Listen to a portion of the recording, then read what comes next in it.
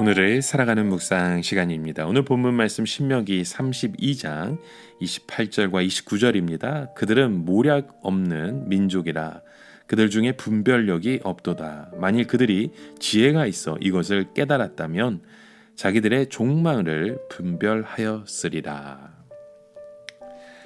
자, 오늘 본문 말씀 속에 보게 되면 하나님께서 이방인들의 그 어리석음을 책망하는 그런 말씀을 우리는 듣게 됩니다. 이방인들이 이스라엘 백성들과 전쟁을 하는데 사실 이 전쟁이 너무 쉬운 것이었죠. 옛날에는 상당히 강하다고 들었는데 실제로 한번 붙어보니까 이방인 한 명이 이스라엘 사람 1000명을 쫓아내고 2명이 10,000명을 쫓아내는 그런 일들을 오늘 본문의 말씀 속에 보게 되는 겁니다. 이방인들은 거의 공짜로 줍다시피 이스라엘 백성들을 이겼고 그들을 쫓아낼 수 있는 걸 보게 되는 거죠. 자, 이것에 대해 하나님께서는 너희가 조금이라도 지각이 있으면 생각할 수 있었을 것이라 라는 말씀을 하십니다. 이것은 이방인들이 강해서 이스라엘을 쫓아낸 것이 아니라 하나님께서 이방인들의 손을 빌어서 이스라엘을 쫓아내게 하신 것입니다. 다시 말해 이방인들은 허수아비에 불과했고 이스라엘을 망하게 하시는 분은 하나님이었다는 뜻입니다. 즉 이스라엘의 반석이 그들을 팔지 않고 내어주지 않는다면 이런 일은 불가능했다는 것이죠. 자, 여기서 판다는 말은 처분한다는 말입니다. 어떤 회사가 문을 닫게 되었을 때 조금이라도 자금을 회수하려고 재고품을 완전히 헐값으로 처분하듯이 하나님은 이스라엘을 그런 싸구려로 처분해 버린다는 뜻이죠. 그러나 정상적인 이스라엘이라면 하나님이 그런 방식으로 싸구려로 처분하실 일도 없고 아무리 강한 적이 와서 공격을 하더라도 절대로 이스라엘을 하나님의 손에서 빼앗길 수가 없다는 것입니다. 그런데 본문에서 보면 모략이 없고 지식이 없는 백성은 이방인이 아니라 바로 이스라엘 백성 자신들임을 봅니다. 이스라엘 백성들은 어떤 백성이었습니까? 하나님께서 이 세상에서 물질적인 부나 세상적인 지식이나 군사적인 힘을 주지 않으시고 하나님을 아는 지식을 주신 백성입니다. 하나님을 아는 지식이라고 하는 것은 이 세상에 있는 모든 돈이나 권세나 군사력을 다 합쳐 놓아도 도무지 비교할 수 없는 엄청난 가치가 있는 것이죠. 하나님은 이스라엘 백성들에게 세상의 기름을 주지 않으셨지만 성령의 기름을 주신 분입니다. 이것은 죄를 씻고 인생을 치유하며 하나님의 능력을 무한정 받을 수 있는 은혜입니다.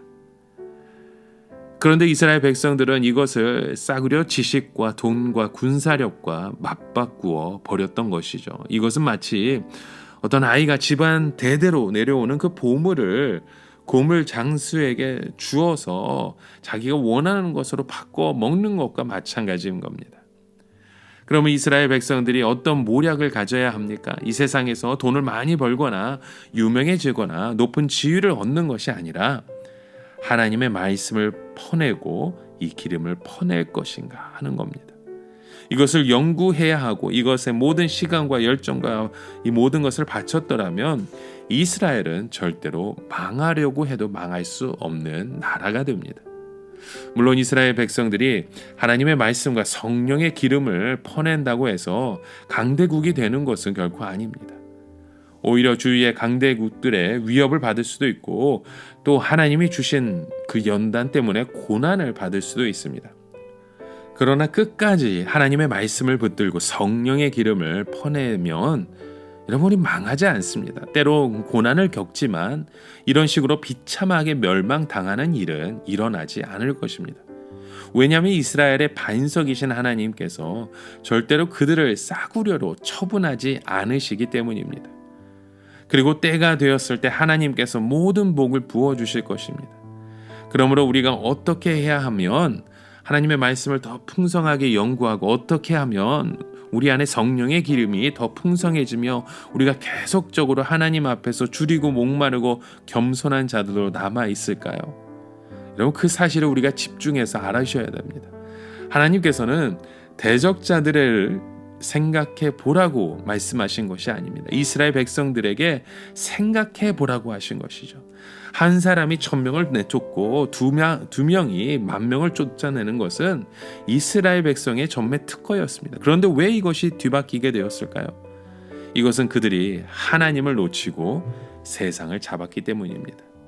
하나님이 우리와 함께 하시면 이상하게 한 명이 1000명을 이기게 되고 두 명이 10,000명을 이기게 되는 것입니다. 이것이 우리에게는 정상적인 모습이죠. 여러분, 무엇보다도 우리가 정상적으로 하나님의 은혜를 붙잡고 있을 때 가난할 수도 있고 세상에서 유명하지 않을 수도 있지만 적어도 싸구려 물건 처분되듯이 처분될 수는 없는 것입니다.